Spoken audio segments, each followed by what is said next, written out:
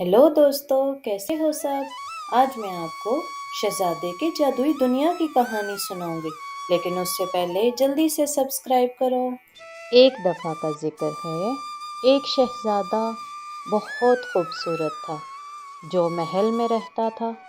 अपने मुल्क के सबसे खुशनसीब बच्चों में से था। लेकिन एक दिन उसकी ज़िंदगी में बहुत बड़ी तब्दीली आई।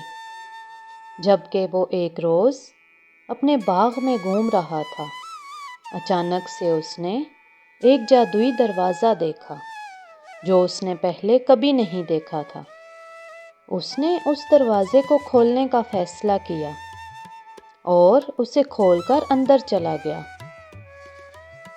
दरवाजे के अंदर वो एक पुराना किला देखता है जो चंद सालों से खामोशी से खड़ा था। उसने किले के अंदर दाखिल होकर एक अजीब चीज़ देखी, एक मुरम्मत शुदा तख्त जिस पर एक पैगाम लिखा हुआ था। पैगाम में लिखा था, ये तख्त सिर्फ उस शहजादे के लिए है जो इसका राज हल कर सकता है। छोटे शहजादे ने इस राज को हल करने का फैसला किया और हर कोने को देखने लगा। उसने कई मुक़द्दस मकामात, जादुई दरवाजे और बहुत से खुफिया रास्ते देखे। इसी तरह कई दिन गुजर गए, मगर एक दिन जब उसने इस छुपी हुई राज का दरियाफ्त कर लिया तो हंगामा उठ गया। राज क्या था? राज ये था कि उसके ख्वाबों की दुनिया, जो उसको हमेशा से लगती थी असली है, लेकिन वो जादुई थी। वो अपनी ख्वाहिशात को हकीकत बनाना चाहता था।